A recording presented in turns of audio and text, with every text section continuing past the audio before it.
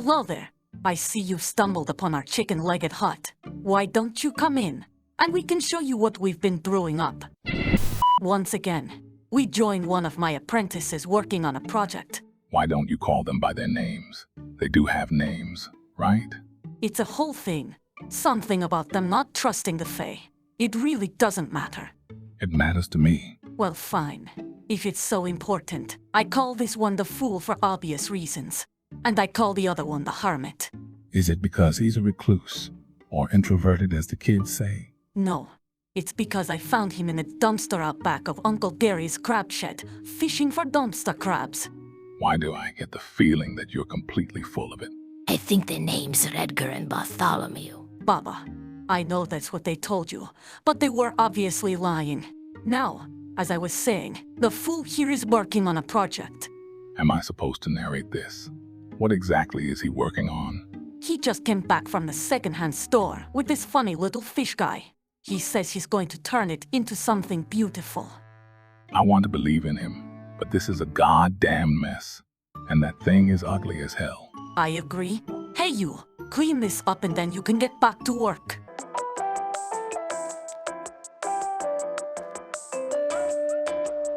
Much better, thank you. Isn't it so much nicer when we have things in their place where they belong? Now I see you've got your clay, and you're filling the inside of the head with foil so that it weighs the same as yours. That was mean. Why are you always so mean? This is my child, my student. If I was nice, he would think I no longer care to see him get better. This is motivation. Missy Ga, respectfully, he's a grown man. Don't you think he deserves a little more respect? Please go on. What is it you were saying? No, never mind. I stand corrected. Was there a reason for that at all? It's funny to him because it looked like a butt, and he wanted to show us. Honestly, I'm not sure what he's doing, but these types of shenanigans usually mean he's feeling confident. We'll just fast forward a little to see where he goes with this, and so that our audience doesn't hit the skip forward button.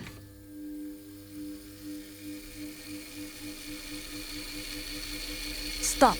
Okay, so he's covered the top of the head in clay and baked it. We'll get back to the head in a minute. He's making an armature that he'll later cover in clay. First, he dry fits the armature, which he roughly measured prior to cutting. Next, he covers the wire in aluminum foil to save clay, reduce weight, and ensure it cooks evenly. Then he shapes the armature in place. It's still hard to tell what he's even going for. This is what you call the ugly phase. Donnie never left his ugly phase. You about a 20 grit. You real rough. I could eat you, dirty fern all. I've eaten worse. Baba, what in the He started. He You and I absolutely hate did it not. here. I was Bears here the can't whole own time. property. All of you shut up. Apologies, they get cranky around dinner time. While I fed the animals, the Fool managed to give his sculpture some texture and send it through the oven again. He also told me a little more about his concept for this piece. He gave me a script he wanted me to read, so here goes. Imagine you moved into a new neighborhood, and shortly after the dust of the moving van settles as it pulls away, you get a knock at your door. As you look outside, you see a gaunt and sickly-looking man standing on your doorstep. You open the door. He's holding an odd little earthenware head with a tiny sprout coming out of the soil within. As he holds the little potted plant in outstretched arms, he says to you, Welcome to the neighborhood. I've brought you a housewarming present. This little plant will thrive in a quiet and loving home. Oh, but to be cautious, this plant is special. It feeds on your emotions. If you feed it love, it will bloom the most beautiful flowers. But if you feed it anger or sadness, it will become quite an ugly thing indeed. The strange man tips his hat to you and walks away. You set the potted plant on your windowsill. In the coming days, you almost forget about the little pot. Hold on. I'm sorry. This is so poorly written. TLDR. Your life falls apart after moving. There's a whole breakup scene, and the plant turns into some kind of space monster. This doesn't even make sense. The continuity is all over the place, and the neighbor isn't even mentioned again. To be fair, I would totally watch the low-budget film based on this script, so that I could laugh and make fun of the bad writing, acting, and practical effects. Okay, so I was under the impression these were tentacles he was adding, but maybe there's something like vines, or a combination of both. That's pretty cool. He is also learning that it's easier to do a majority of the sculpting and texturing before installing the appendages. You can see the sinewy texture he's adding to the vines and skin using the ball stylus. This is going to look super gnarly when he paints it. It's a little past the ugly phase now, and somehow it seems to be getting uglier, but like in a good way. Little Shop of Horrors vibes, you know. I get the reference, but I've never seen it. Something about a plant monster. How similar is that to the script he gave me? Did he just rip off an 80s film? Not similar at all, really. That was like a plant affected by a solar eclipse or something. And it ate people. And this flower shop worker was feeding it people. I had a plant like that once. They're expensive to feed and they smell terrible. Baba, do you need some water or something? Yes, please. I just tried another bite of your popcorn and now I'm drier than an antique bookstore. Sure. I'll be right back. He really is a nice young man. We should probably be nicer to him. Bubba, come on. Don't start losing it on me. 30 minutes ago, you threatened to eat Donnie. Fur and everything. I don't disagree with you. I'm just saying, it seems Give like... me that water. And there it You're trying to is. steal all my moisture away from me, aren't you? Come here, you little Is shit. that a frying pan? What the hell is wrong with you? Are you all right in there? Mr. Freeman? This is going to be such a huge problem. I just know it. Whatever. I'll deal with it later. I can't keep getting distracted like this. So anyway, back to my apprentice. He's following the golden rule of making a horror. When in doubt, add a mouth. You really can't go wrong adding more teeth or eyeballs. All of this is to say, it makes for a scary creature feature monster. You want real horror? Go see Mr. Freeman's attorneys. The conversation we have about him getting hit with a frying pan should be delightful. He was trying to steal my moisture. Shut up. At least the project is going smoothly. Oh, You know what? It's fine. It can be fixed. You should use Bacon Bond if you encounter this before the final bake. Super glue is inert, but its strength can be reduced by high temperature. Up to 80 degrees Celsius, or 176 Fahrenheit is technically okay. But we set our oven to 170, so it's probably not a problem. Now that we realize the importance of not manhandling this fragile material, we can go back to sculpting this creature's mouth hole. The fool spends a good amount of time adding texture to the gummy bits here, and creating the appearance of depth by sculpting an inner and outer layer of the mouth.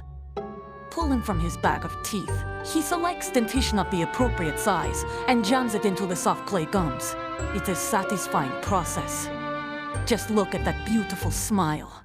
Next, he's going to add some tusks to this abomination's outer mandibles. That thing is giving me the heebie-jeebies already. You just wait. It's only going to get worse. He's putting the last tusk in place now. Then he's going to add the eyes and finish texturing. And then it will be ready for paint. I think that the texture is what bothers me the most. And something tells me that once he paints it, the texture is going to get even nastier. That's exactly the idea, Donnie. The nastier this thing looks in the end, the more successful his paint job is. Sculpting is fun, but nothing compares to the joy of painting, which seems to me like a perfect time to switch to a montage, while I ice Mr. Freeman's head and try to convince him that he fell down the stairs.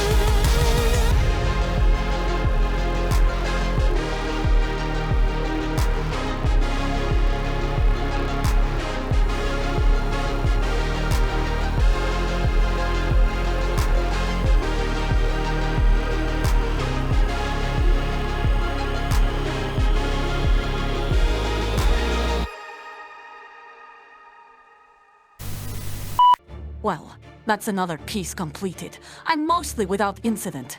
Thank you all sincerely for joining us. If you've enjoyed watching, please like the video and comment your thoughts.